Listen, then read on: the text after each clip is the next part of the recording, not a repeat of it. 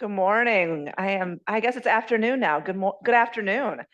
I'm Robin Axel Adams. I am the manager of the Fairbanks Center for Medical Ethics, and we are so glad that you are with us either in person or online. And I'm excited that our in-person numbers continue to grow. As a reminder that if you're interested in learning more about our ethics fellowship, our application process is open now. You can learn more about the fellowship at the fairbankscenter.org. Applications close on March 29th. So if you're interested, please seek one of us out and we can talk to you more, but your applications are closing at the end of the month. Up here is soon to be nothing. You did just have it set up. I know you did, but I can't even get this to move now. All right, well, that's the code for the texting so that you can get credit for being here. There you are. Text this code to the phone number to be able to get your CE and CME credit. And certificates are now being sent out about 30 days after the lecture, so hang on. The webinar is being recorded and will be available next week on our website, fairbankscenter.org. And you can, please feel free to send this information to your colleagues so that they can watch. If you are virtual, the Q&A box is available to post questions throughout. However, we will not be asking questions until the very end of the presentation. And we are excited today at different times. Here is your CE information. And at different times, we are able to co-sponsor our lectures with different groups. And then so today our group or our lecture is being co-sponsored by the IU Health Risk Retention Group. And each year we partner with Risk to bring a special lecture to you that spans across the ethics and risk world. And when they come and we brainstorm together, I think that synergy of them hearing what is happening so much in the risk world and us talking about what's happening in the ethics world comes together. And we've been able to do some really great lectures because of that. So we're so excited that our lecture today is a collaboration with them. And also our presenter has no financial disclosures or conflicts of interest to disclose. All right, so let me go ahead and present or introduce our presenters. Are you alone today? Leslie will be joining us. Okay, excellent, amazing. All right, so Dr. Cassie Pederson, PhD in HSPP, is a clinical child psychologist and an assistant professor of clinical psychiatry at the IU School of Medicine. She specializes in the assessment and treatment of potentially life-threatening adolescent behaviors, such as aggression, substance abuse, suicide risk, with a focus on addressing these concerns with legally involved youth. Currently, she is the director of our suicide prevention services offered through the Riley Child Outpatient Clinic. In addition, Dr. Pederson engages in research designed to connect youth to outpatient treatment and evaluate their quality of life. And soon coming in will be Dr. Leslie Hulvershorn, is a child and adolescent and addiction psychiatrist. She's the chair of the Department of Psychiatry at the IU School of Medicine and the director of the Division of Child and Adolescent Psychiatry at the Riley Hospital for Children. Dr. Hulvershorn is an active researcher and clinician and has authored numerous publications on various topics in child psychiatry. She has received multiple grants to study the neurobiological basis of addiction risks in children. She has directed Indiana's Department of Child Services Psychotropic Medication Consultation Program and serves as the consulting medical director for Indiana's Division of Mental Health and Addiction. And so today's lecture is one of those lectures that we wish we didn't have to have. Because it is not a topic that we just, it's not even like we want to think about, but it is so important for us to think and to talk about our risks for our children and our adolescents and suicide today. So I will invite you to come and share your wonderful expertise with us. Thank you so much. All right, good morning, everyone. Thank you. My name is Cassie Pederson. I am a clinical child psychologist here at the School of Medicine. Just to jump into some of our learning objectives for today. So I'm hoping that by the end of it, you'll be able to describe the suicidal mindset and the characteristics unique to suicide, explain how and why strategies to prevent suicide work. And then, of course, we hope to give you some community-based resources to connect people experiencing suicidal risk to care. So a little bit about me. I am the assistant professor in the Department of Psychiatry. I've been here about 1.5 years now, and I am directing our suicide prevention services here. I have been seeing patients in that clinic for about 1 year now. So I've worked with many adolescents to kind of move from a state of crisis into a life that they don't feel like they need to die anymore. I specialize in those high-risk cases, And if you'll indulge me for a moment with a fun fact and a little bit of audience participation, I promise I will not make you talk the rest of the time. Okay, so one thing about me is that I love horror movies. I don't know if it's one of those things where people who get it, and if you don't, that's okay. There you are. Yep, I knew there'd be one person at least who totally understood. Yeah. So some of my favorite movies are the zombie ones. Like I really like the Romero zombie movies.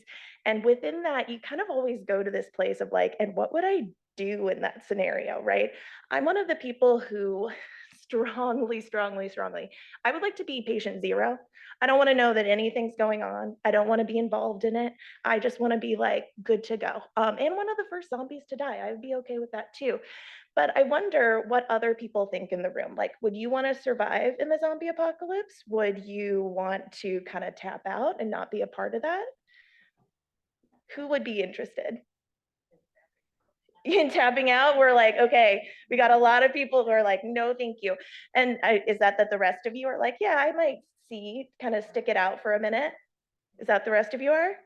Okay, so for you all, what are some of the things that make you go like, oh, I could handle that. I could totally handle the zombie apocalypse.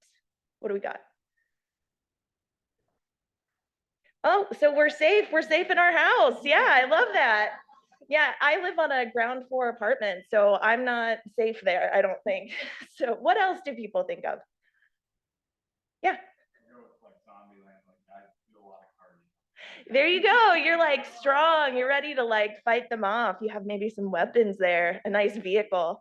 Okay, and then for those of you who don't, you're like, I'm good. I'm gonna tap out. What are some of the reasons you're like, I want to tap out? I'll tell you. I was the other day. I was making pasta. I was looking at this like pasta jar, and I saw the expiration date was for like December 2025, and I was like, you know what? I'd be good in the zombie apocalypse, not living past that. So apparently, pasta sauce is really important to me.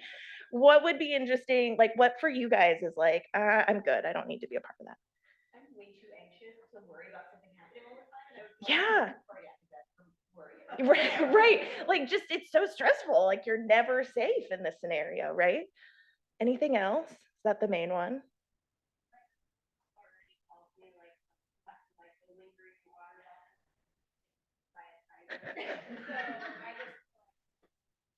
Yeah, we just don't have the skills. I'm with you. I'm not a survivalist at all. So, for those of you who would not want to survive the zombie apocalypse, what would you need to feel like I can handle this? What would be? Oh, so a cure, like hope that this is going to end someday. Yeah. What else might you need? Sorry, did I hear something? Oh no. For me, like I would want another person who actually knew what they were doing if I was even going to consider it. Like I just want to be the dead weight, right? So weighing these decisions, right? Congratulations, you actually understand the suicidal mindset. So when we think about suicide, we think about suicidal ideation not necessarily being about wanting to die, right? I don't necessarily want to die in the zombie apocalypse, right? Like I would rather the zombie apocalypse never happened. But for the situations that people are in, they might feel like dying. And those situations boil down to largely what we were talking about. We have situations where we're high in pain, hopelessness, and distress, and we don't know how to cope with that. It's actually a very natural reaction from our brain to go like, yeah, let's get out of here. Let's die, right? Like I can't handle this anymore and I'm going to be in severe pain forever. Why would you keep going? It's almost like a logical thing of like, why would that happen? What we see is we add substantial risk for suicide attempt or death when they have access to means. So the way I like to think about it is like we think about the zombie apocalypse as being like this horrible thing that we wouldn't want to live through. And the horrible thing that our patients and our colleagues and our community members don't want to deal with every day is the pain and misery of their everyday lives. And so it's really important for us to understand the misery and distress and also be able to harness and elevate the coping ability. So some things about suicide risk that are worth like noting. it ebbs and flows over time, right? We talk about suicide risk as being kind of low, medium, or high, and we'll talk about that a bit more. But in reality, it fluctuates on a daily, hourly basis. We actually know that the average suicidal crisis lasts 20 to 30 minutes for most people. And so the peak of that is not very long. And so there's lots of opportunities to intervene. And these crises are short enough that if we can get someone through that, we can get them to the next part, right? We know that there's going to be a come down afterwards, all the way up there. So some things about suicide is that it is specific and its own sort of phenomena. So we often talk about suicide in the context of other disorders, but it's important to notice that it is in fact distinct. The way I like to phrase this in our clinic is a lot of people have depression. Not all of the people with depression want to die by suicide. So what are the things in someone's life that are really contributing to that feeling of wanting to die? So some things that are more specific to suicide would be the belief that things will never change and that suicide is the only solution, right? So even going back to that first slide I showed you, you can see that like this belief that things will never change is definitely high hopelessness, and then only having a coping skill around suicide. The desire to escape from psychological pain, right? This is something that we often talk about in our clinic, is that their lives are just really miserable and it's hard to kind of sit with them. The idea of suicide being sort of an escape from that misery kind of becomes a coping pattern. Triggering events, especially for adolescents, we would be thinking about interpersonal conflict. Those often lead to suicidal crises for patients who are vulnerable to that. And then, of course, these feelings of depression, hopelessness, guilt, anger, and shame.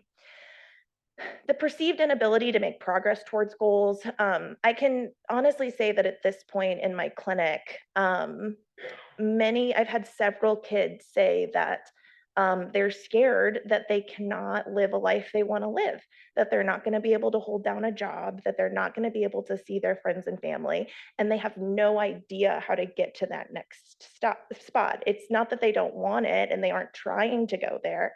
It's that they don't know what that next step is. And that can be related to feelings of failure, worthlessness, hopelessness, all of that. Usually there's a very strong ambivalence about suicide. There's a strong desire of wanting to live, but it's conditional, right? If I can cope with this and my distress decreases, then I want to live, but I don't want to keep living under these conditions. So it's important to remember that patients who are considering this are actually very ambivalent and rarely set in a decision that they want to die by the time they're talking to us, which leads into our last part here, is that it is usually communicated, especially if we're open, and we'll talk a little bit more about what that could look like. Um, Communicating directly is usually something people want to do. They want help with their distress.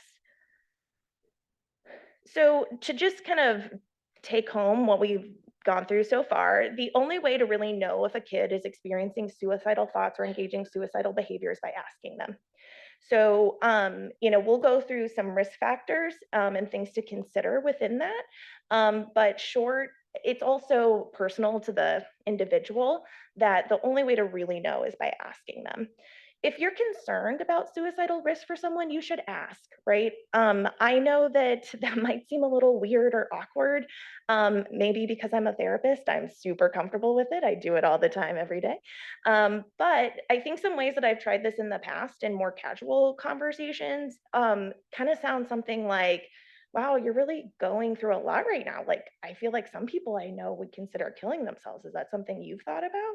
The more open and honest we can be with the people around us, like, the better they're going to feel like that isn't something bad about them, that they're having these thoughts, that they actually have resources around them to get that support. And I'll also just put a plug in here that there's been research and everything to show that just asking these questions does not plant the idea in someone's head. There's really no risk to asking these questions. There's only a benefit to being able to identify the people in your life or in your clinic who are experiencing these things. And when you're kind of trying to decide, do I bring this up, do I not, you're really looking for this imbalance between ongoing stress and their ability to cope with it. So this was actually a very important slide. I usually talk about how this is the only thing I want you to remember, and it is. because it tells us not only how we understand risk, but also how we're going to treat it. So starting with pain and hopelessness, this is what helps us understand what factors might be contributing to risk. So is this thing increasing the pain and the hopelessness that someone might be experiencing? So to talk a little bit about risk and risk formulation, I'm not going to go into too many clinical details about this. I would recommend looking at the Pisani article. It's really well done and very clinically oriented, especially around training residents to conduct risk formulation. As I mentioned, we kind of historically have used risk formulation as low, moderate, and high. We've just stratified it based on risk factors.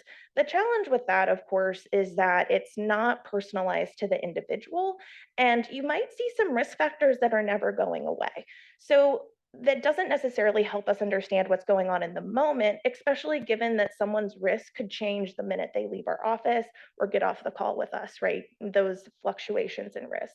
So we really need to understand what's going on with the individual, what the risks are, what the strengths are, and understand where they are right now in the context of their history, as well as just looking ahead to any foreseeable exacerbations. I'm not going to talk a ton about that, but I will say that sometimes in my clinical evaluations, there might be a kid who's relatively like okay in my office, but if I know there's something really, really stressful going on for them, either later that night or the weekend, I'm planning ahead for that and maybe recommending crisis services around it. So just kind of knowing what things might be coming up that would be stressful for someone. So historical risk factors, I like to think about historical risk factors as static. So they're really not changing much. I think of these as sort of like, we can never change that you had a prior suicide attempt. Let's say I have an 18-year-old, he attempted suicide 2 months ago. That will never go away. That will always be there when he's 18, when he's 30, and when he's 40. That does increase his risk, but it doesn't necessarily tell us what his risk really looks like when he is 40 years old if the attempt was so long ago. So I'll talk a little bit more about what those dynamic and like changeable risk factors look like. But overall, we know that past behavior predicts future behavior. So the strongest risk factor is a prior history of suicide attempt. We also see that psychopathology, especially comorbidity, is a risk factor for these kiddos. So, I know I made this point, right, that they're not the same, and they aren't, but what adds to your distress but having a mental health disorder, right? If you're experiencing the distress that comes with depression or anxiety, or the comorbidity between those two, they're going to add to the overall stress and the challenges with coping. A family history of suicide is a risk factor, as well as a history of trauma.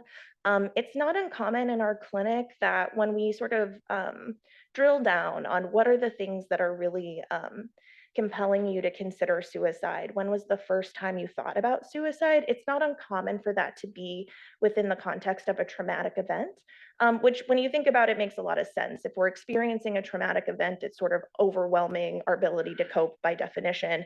So it wouldn't be totally surprising that that would also translate to some suicidal thoughts and behavior potentially. Being cisgender male makes you more likely to die by suicide, and women often attempt more often. So men are thought to use more lethal means to die by suicide, whereas women tend to rely on medications, which is a not as effective form of dying. So we also see minoritized status, right? Sexual and gender minoritized status, as well as racial and ethnically minoritized status. Again, if you're experiencing discrimination, racism, and prejudice every day, especially the kind that isn't able to really change, right? Because it's like what we're living in through society, that might overwhelm some of our ability to cope. And so adding to the distress. The other part is that we have dynamic risk factors. So we have the static part, those are the ones that aren't going to change. And then the dynamic risk factors are the ones that we might see most proximal to a suicidal crisis. So I'm really going through this to help you understand that if somebody comes to you, doesn't appear to be that stressed, is saying, I have thoughts of suicide, that is probably a lower risk person than the person who's coming into your room saying, I am in a lot of pain, I'm really stressed about these things, agitation or that sense of urgency, right? We often think of that as related to the impulsiveness that sometimes we see with suicide, where there's a really short time between thoughts and attempt. So that feeling of urgency, also hopelessness and feelings of self-hate. These sort of things are most proximal to suicide attempts. And so understanding someone's in the moment emotions can also be really important to understanding the risk that a person has at any given time. We also have a lot of protective factors, and it would be a disservice to our patients and our community if we didn't acknowledge that these are very much a part of our risk formulation. Um, Certainly having responsibility to others, right? I mean, even thinking about our zombie apocalypse, I've run that by a few people, and reasons for living can include like my friends, my family, being connected to others in general is going to increase like the responsibility that you feel and help connect you, frankly, to life. We also see that social support and monitoring is really important, right? Decreasing isolation is an important part. And so if a kid isn't particularly isolated, I know they're being consistently monitored. That's a huge protective factor for them. Some kids will talk about fear of the act or disapproval as being a reason that they wouldn't attempt suicide. And I really can't emphasize this enough, but being academically engaged is incredibly important. I'm certainly seeing a trend in my clinic where kids are having a tough time at school, and the response is to send them to virtual school or to kind of disengage them from parts of the day. And I'd really like to caution against that to the extent that we can have influence in the lives of these folks, because keeping kids academically engaged and a part of that community of school, whether they like it or not, is actually very important to so many things, but including suicide risk. Just a general willingness to crisis plan. So when we meet a kid who is experiencing a crisis, being willing to problem solve with you and figure out what they can try to do differently next time is actually a huge protective factor. If you, and I'll talk a little bit about this as well, but often when we're in a crisis, we're too emotional to really be thinking super clearly, right? We're really attending to the pain. Whereas a willingness to problem solve and crisis plan kind of tells us we've moved out of the really emotional state, and now we're ready to kind of figure out and build our coping ability. Means restriction is incredibly important. Remember, that was the big part of suicide attempt. So the more folks can be engaged in restricting access to means, the means that they would consider dying by suicide by. And then we also look at a future orientation. So I met with a girl yesterday, actually, who mentioned that one of her reasons for living is that she just got involved in a new school where she could really see that there were options for her academically. She's like, I'm behind in school, and now I'm feeling excited because I can actually go and finish my high school credit. And so being future oriented to like driving, pets, finishing a TV show, all of these things are really protective. The belief that suicide is immoral or just high spirituality might, right? Like if the consequences for dying outweigh the consequences for living, that's going to change your equation there. And then, of course, like cultural connectedness. So we know that LGBT youth, for instance, are really well served by having even a few supportive people in their community. That will reduce suicide risk substantially. And the same is true for other minoritized identities. I don't know that I'm 100% sure on why that would be. I don't know that we've studied the mechanisms of action, but I would think that being able to learn about how to manage racism, discrimination, prejudice, as well as meet a community of people who are able and willing to understand that experience can be really important to seeing what a life could worth living could look like, even when they're experiencing these things that won't change. So I'm going to talk a little bit now about some things we can do to intervene with suicide. So we know that the pain and hopelessness piece is going to, we want to decrease that. That helps us understand risk. But the coping ability helps us understand what we can do to actually reduce that risk. So does any of this have the opportunity to make someone feel better? Um, I really want to emphasize that we all have a role in enhancing the coping ability of the people around us. And I want to start by saying that stigma is a really, really huge piece of the puzzle here. So almost every kid I've talked to, I have had to clarify the scenarios in which I would send them to the hospital versus not, even though they are in a suicide specific treatment where I am assuming that they come into my office with suicidal ideation. You mentioned like, yeah, if you come in feeling suicidal, that's something we would problem solve in our room. So even with me, sometimes people are not comfortable. I can't quite imagine what it would be like with other people where you don't necessarily know the response you're going to get. It's really critical that as providers, friends, families, and community members, that we really do our part to alleviate the stigma. And I'm hoping that some of our talk today can kind of help with that because I'm hoping to demystify what's going on. What's going on for that person is not unknowable. It's really just this mismatch, this lack of balance. And so we want to recognize that suicidal thoughts and feelings are often a logical solution to suffering. It's not one that we prefer, it's not one that we endorse, but it's certainly an option that someone is making in a somewhat logical way, right?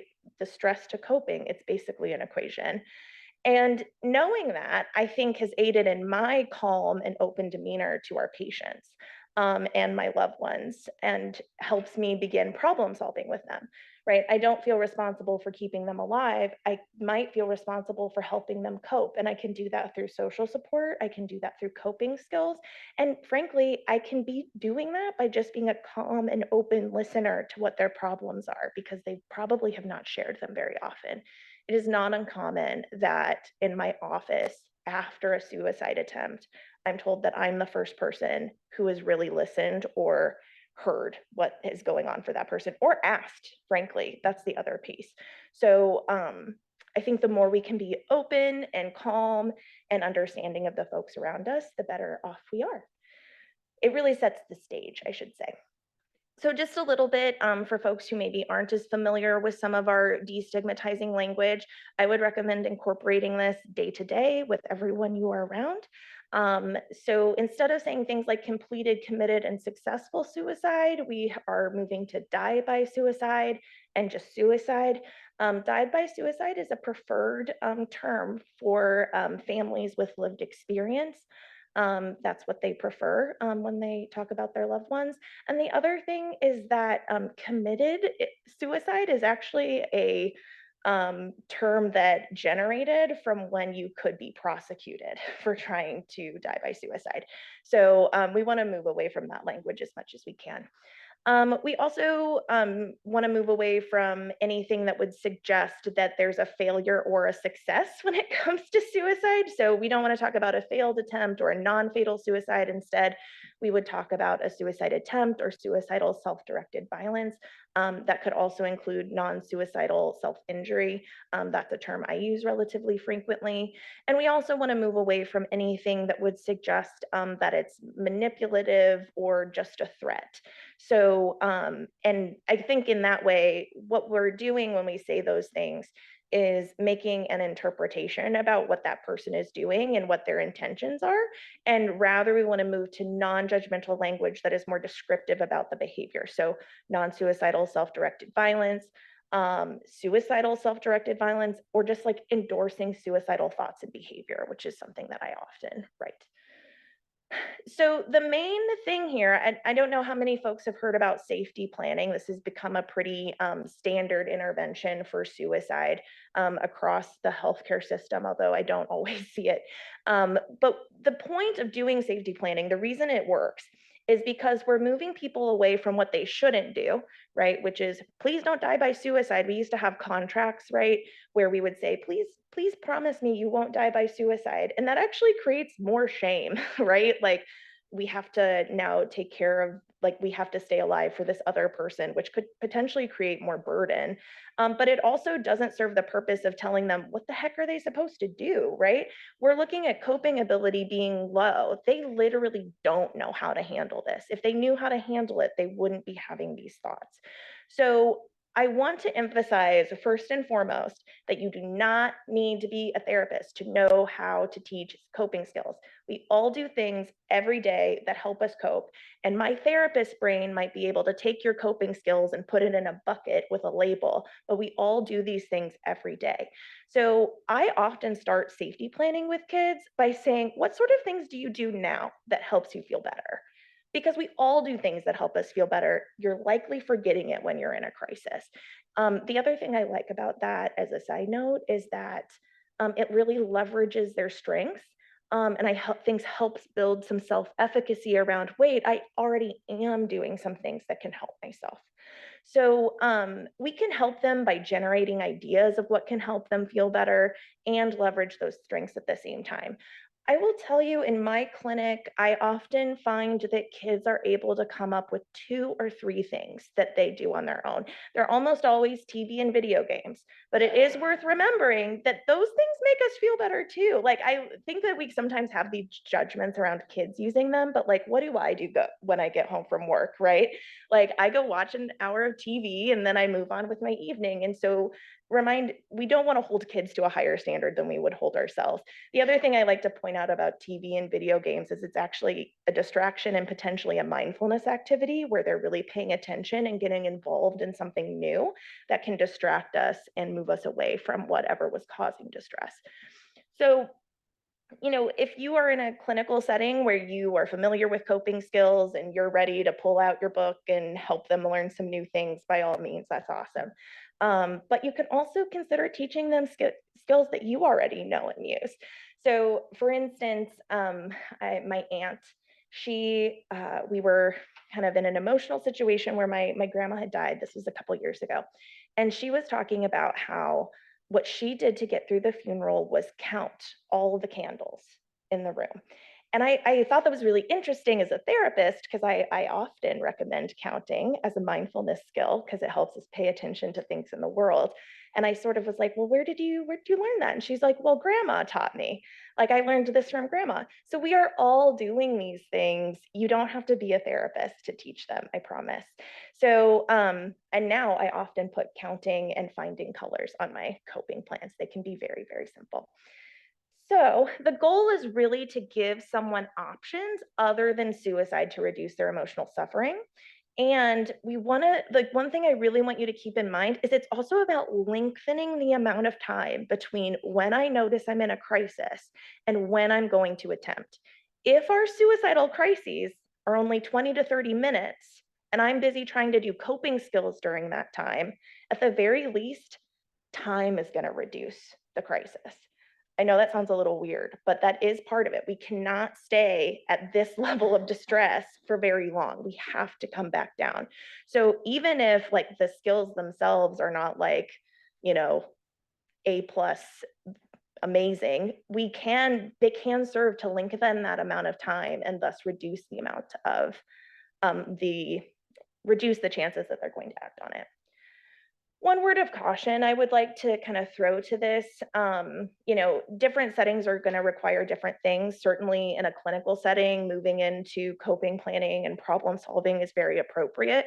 If you're talking with someone on a personal level, and really in general, just be mindful of not jumping into problem solving mode before that person is ready to join you there.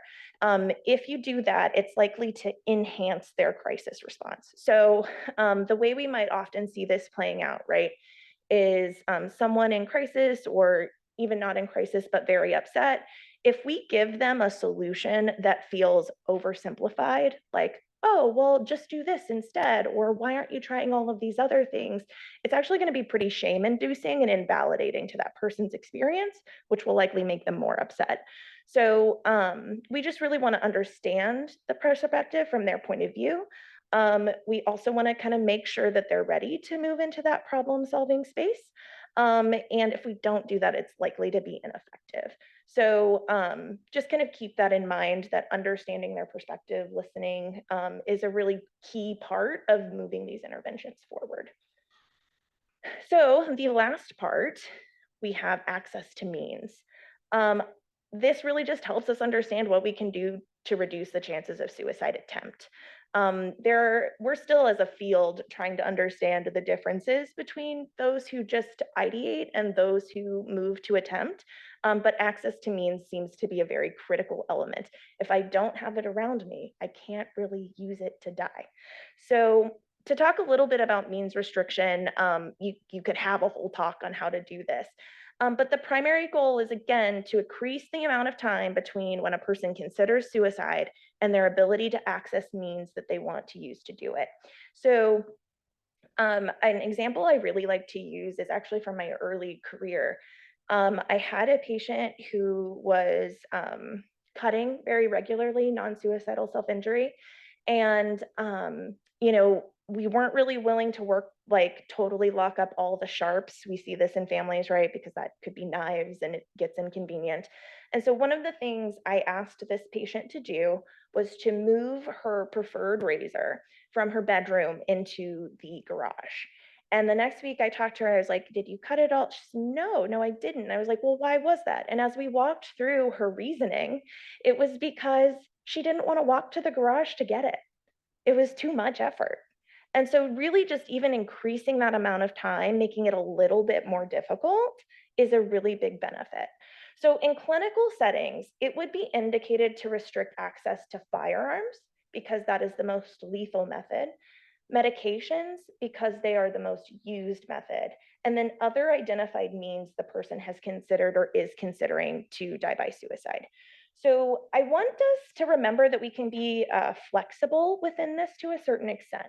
So, we often think of lock boxes or getting rid of your guns. You're not always going to get people to go in with you on that. And in fact, it might really make people divest from the treatment if they're not on board. So there are lots of options to secure firearms or make it more difficult. For instance, if you don't have ammunition in the house, if you're hiding the gun in a spot, kids don't know. At the very least, I would separate ammunition from the actual firearm. Hiding it in a lockbox is obviously ideal. Getting it out of the house entirely can be a good option. And I think the other thing to think about with families is that this doesn't have to be forever. So this just has to be until everyone's safe. You don't want your kiddos to die, right? You can probably have these back in a few months when your kiddo's feeling better. So reminding everybody that this is like a temporary issue can also be helpful. Of course, I love it when families are just like, yep, it's already locked up and that's awesome. But just remember, you can be a little bit flexible in how we increase the amount of time and accessibility. The other thing is medications. Obviously, you can overdose on many things, including over-the-counter drugs. What we have often recommended within our clinic is, of course, locking them up if you're willing, but then also only keeping out enough that someone couldn't overdose on it, right? So if you don't want to be having to unlock your lockbox every day to get your kids ADHD medication, what you could potentially do is leave out enough medication for 7 days, or like what wouldn't be an overdosable amount, and then let them be in charge of that still. Then we talk about other identified means that the person has considered or is considering. So this is a little different, I think, from how I was trained. I was trained that like everything that could possibly kill someone needs to be locked up. Sure, that would make us all feel a lot better, but that's not how people live their lives. And so what we've really moved toward as a model is identifying the specific means that people are considering and restricting those. So if a kid has not told me they have a plan, I would secure firearms, medications, and not worry about anything else. If a kid told me they were planning to hang themselves, I would try and get very specific about with what, have you thought about with what, because we're not going to be able to get through all of the ligatures in their home. There's no way. So we would want to remove that specific belt or that specific thing. The other thing we're a little bit careful of in a clinical setting is non-suicidal self-injury is not, it's exactly that, not inherently suicidal. And it's probably a way that folks are coping with those feelings. And so we're actually very careful about removing those means and creating goals around them, because if we take all of those things away really quickly, that might prompt a crisis. So we are assessing that as we go with non-suicidal self-injury. In personal settings, when you're just interacting with folks day to day, you can ask people to restrict means and in ways that are appropriate for them. So again, I just had to ask that adolescent to move it to her garage, and that was like a huge benefit. If you're in personal settings where you're able to suggest things like that, that's great. If you want to be the person who holds on to the firearm for those few months, right? Like those are things that you can be doing on a personal level to potentially be helpful. But that's that. So like I said, means restriction doesn't have to mean lock boxes. And really it can just mean involving moving means to a more distant location. So that was sort of the last of my informational part for how setting the stage for the services we have. So we have suicide prevention services that I am directing at the Riley Child Outpatient Clinic. Here's all the information you could possibly need about that, or not. You're welcome to reach out to us too with any additional questions. We're available, and you can simply send a referral through this link. We have no restrictions at this point on who can send a referral, so please feel free.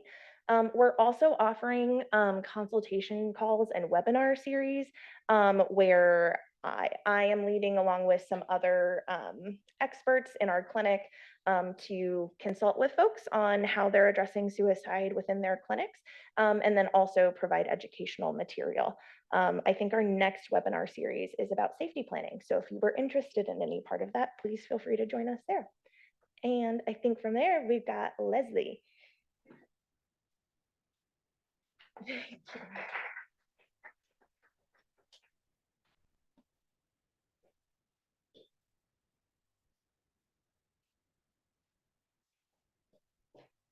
Thanks, Casey. That was excellent.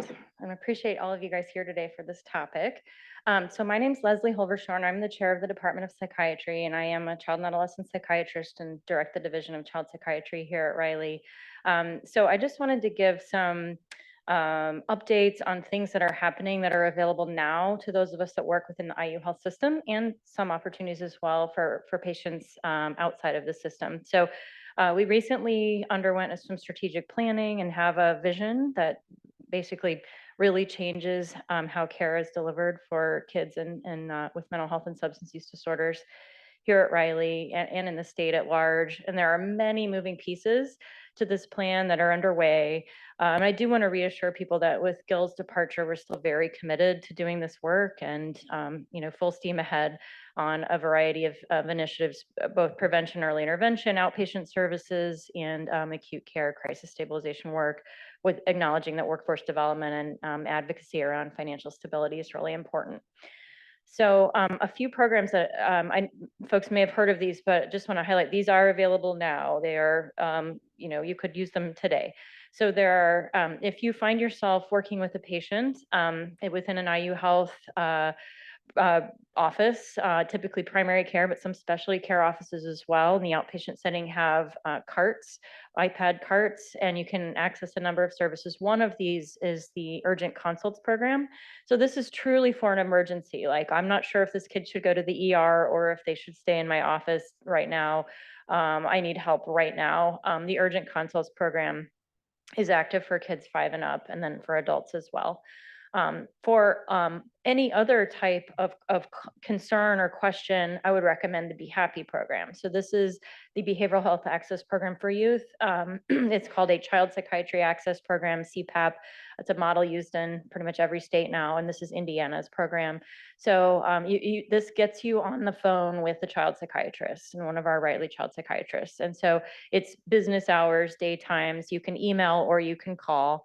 And little secret, this, due to some philanthropy, also can access outpatient services. And this is available to any clinician in the state of Indiana. They do not have to be an IU Health affiliated person. And in fact, a large number of calls come from folks outside of IU Health.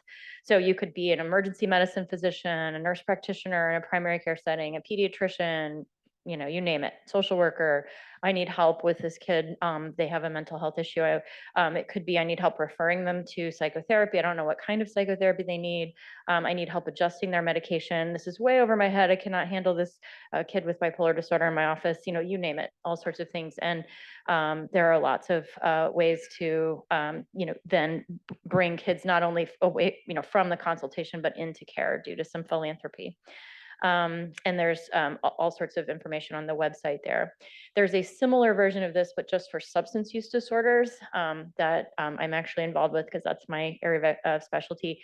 And this is can be, again, non-urgent calls or urgent calls. And we're fortunate to have a federal grant that allows for a full team to be able to jump right in and help with substance use disorder associated crises for adolescents. So anyone under the age of 17. These are not designed to be phone numbers for families to call. However, families call them all the time and we help them. So it's really designed for the ER or primary care team to sort of engage with our team and then we work things out. But, so that does happen, especially on the substance use disorder side. But we do encourage whoever the physician team is or other teams to get involved. And we're able to get pretty rapid evaluation and assessments. This specifically around opioid related, overdoses and things, which Indiana's number 4th in the nation in terms of number of kids dying. We have deaths in this hospital regularly related to opioids, fentanyl. So, this is for kids with substance related needs. And then another big development in our system in terms of providing mental health care is the integrated care program. And so the idea is that IU Health has a very large footprint across our family medicine and pediatrics outpatient offices.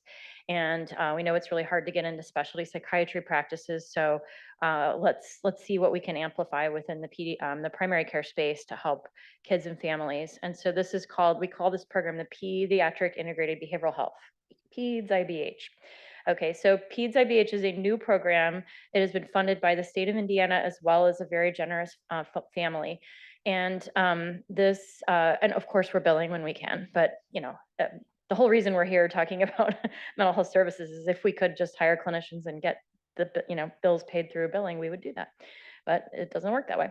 So there are the 2 sites that launched first were the Mooresville Pediatric site and the Riley Pediatric Care site in the PCC clinic. Those went live in July, and these other sites in Zionsville, East Washington, Georgetown, Upland, Indiana, Liberty Corner, Indiana, closer to Muncie, and then Hartford City launched in January. And these are the future sites that are slated to be joining in these periods of time.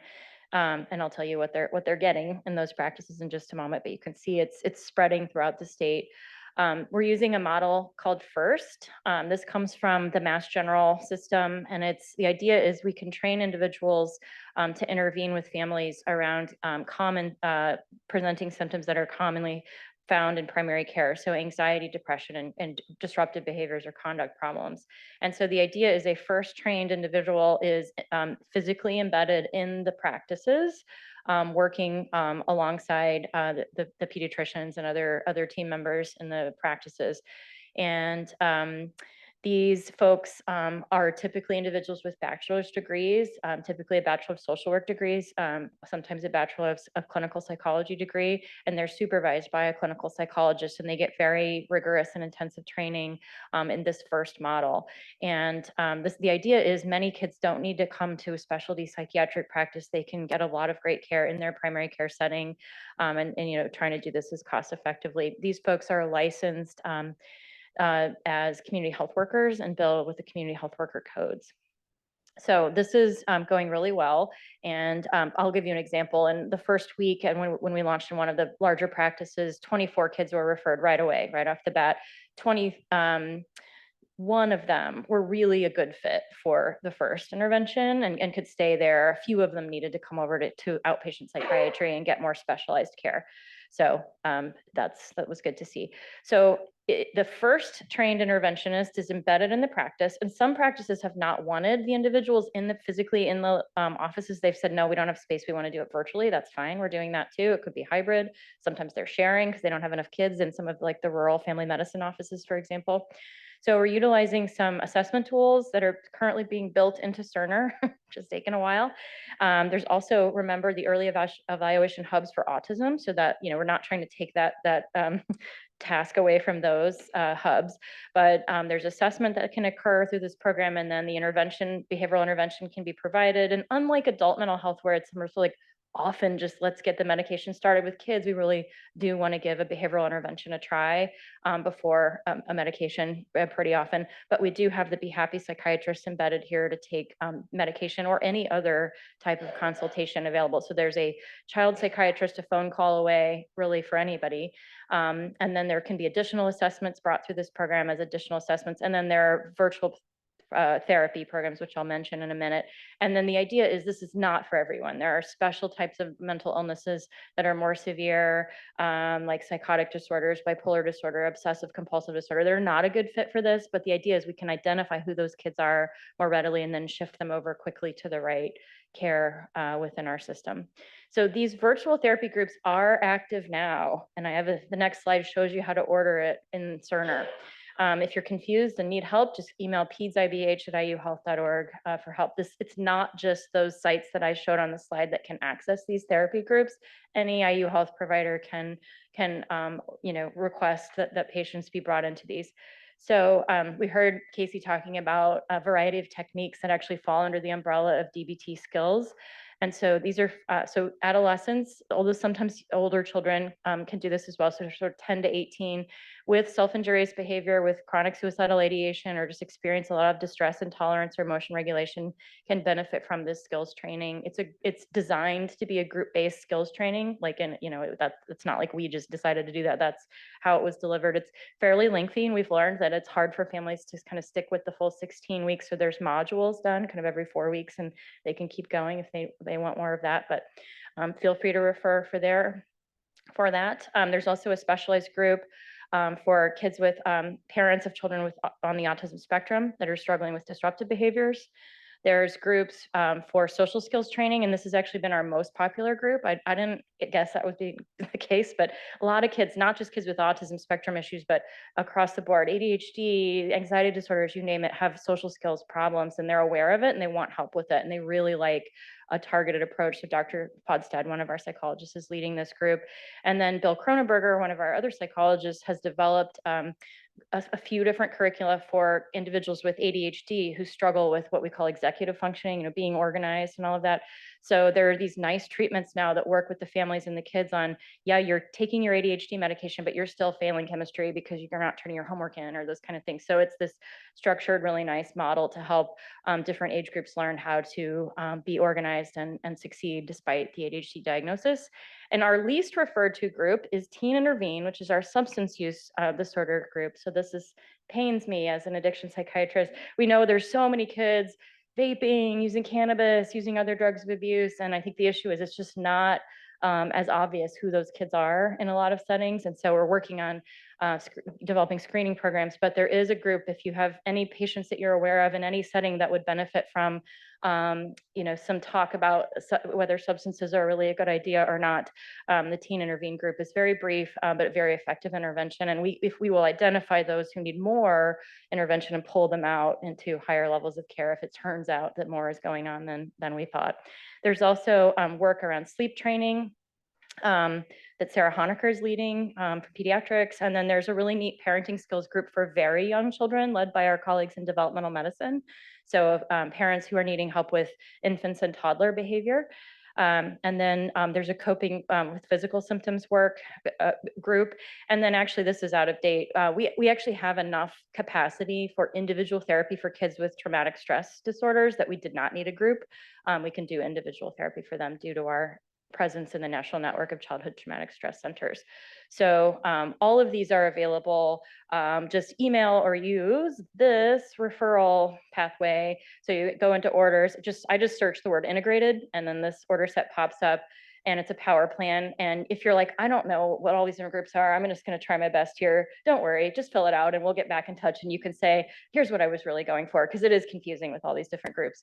But you just basically set pediatric integrated behavioral health care group, and then they drop down which ones are available and all of that. So, but again, you can also just email that PEDS IBH email if it's like, help me, I'm lost here, and we can walk you through it. And so we will then take over and do assessments of those kids to make sure they qualify and your insurance is reimbursing, and then they'll start to be enrolled in the next round of groups.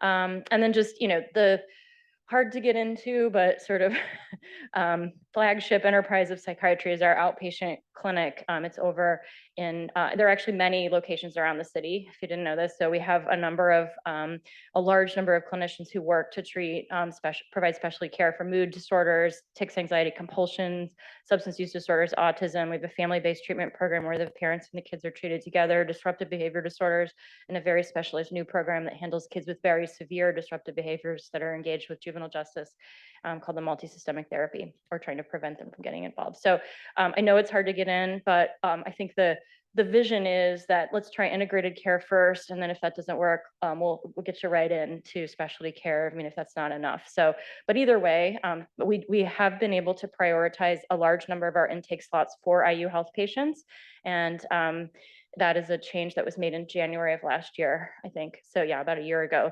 So we have 80% of our new slots available for IU Health referrals to try to get more, create more capacity within our own system. But we do take referrals from anywhere. So, and we have 5 intake workers that do nothing but just get people in, and we do receive many hundreds more referrals a week than we can manage. So, but that's where like Be Happy and urgent consults and things like that come in. So trying to bring a lot more services to kids, because we know, related to the talk today, big need. And one of the solutions is to provide more comprehensive and rapid mental health care. So just wanted to give updates on the things that are available. So I don't know if there's questions from the group. Great. Yes, thank you so much. All right, we do have some questions that came in online. So I'm going to do one of those first, and then I know we don't have a ton of time for questions. So if anybody in person has a question, please make sure you wave Kelsey or I down for the mic so that people online can hear you. So thank you so much for this information. It was cathartic for both my personal and professional experience. I'm wondering what trends or cultural shifts you are seeing as it relates to suicide, such as is the rate increasing? Are contributing factors increasing? Yeah, I mean, that's a good question. I think the way that we do things in our clinic is very idiographic. And so I don't always know what is going on with like other therapists and different kids. I would say that the trend of not seeing kids in school has been pretty alarming to me. It's not uncommon that the kids I'm seeing are not in school. And I think that really hurts their self-efficacy, right? They're like, I can't even go to school. I'm a kid and I'm supposed to be at school and I can't go because I can't handle it, sort of becomes the narrative. And I don't know that that's really what we want to send the message on. Like, I think the message we want to send is like, no, you can participate in school when you have the coping ability. So I think that has been like the biggest trend I've seen that I'm pretty concerned about. There's also a lot of substance use, which would be worth mentioning. To your point, Leslie, that like Teen Intervene is very, I will put a plug in for that too, because we see lots of kids using marijuana in particular to kind of numb those feelings is what I largely get from that. Yeah.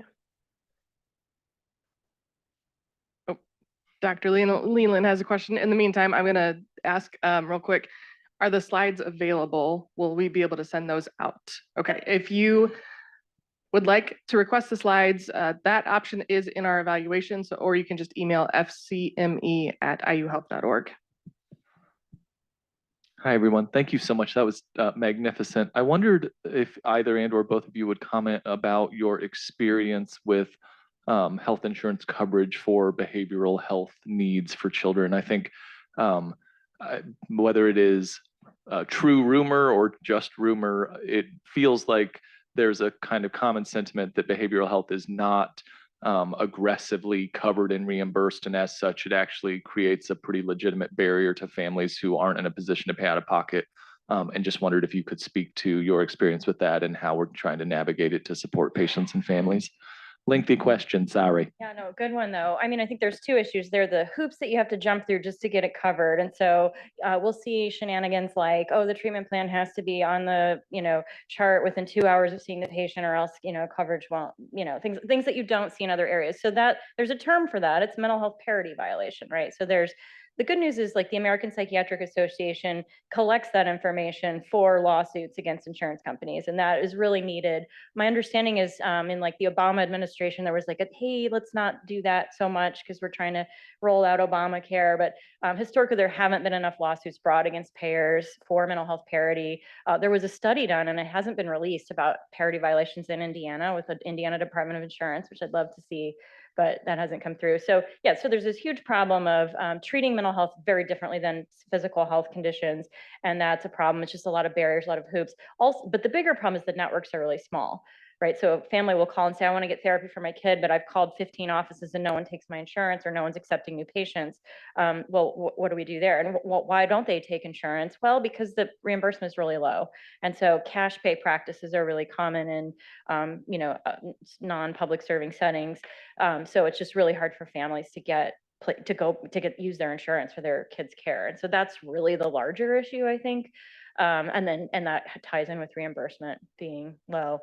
There just hasn't been organized advocacy yet that's been successful enough to sort of take that down. So, but there's a lot of work in the space and a lot of awareness. And CMS has been doing things, right, and with RVUs and things over time gradually to make, better coverage, but there's still a huge gap. So yeah, it's hard for even families with fantastic insurance really struggle to get good care.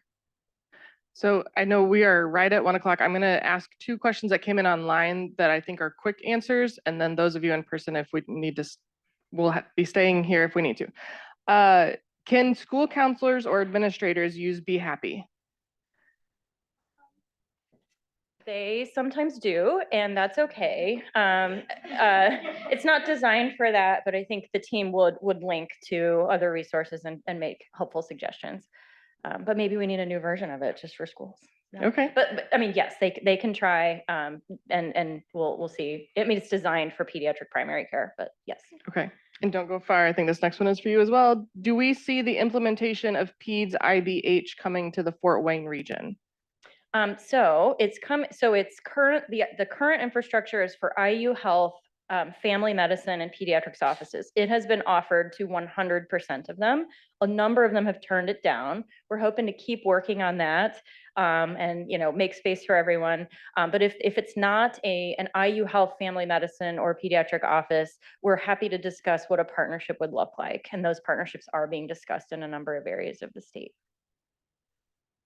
Okay, great. There's no more online, so I'm going to end the webinar online. I don't know if you guys need to run or if people in person have questions, but thank you again so much. And we'll see everybody in April.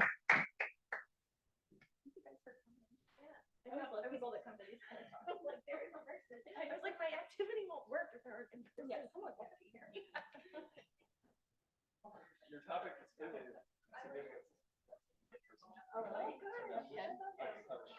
How many people are online? 128.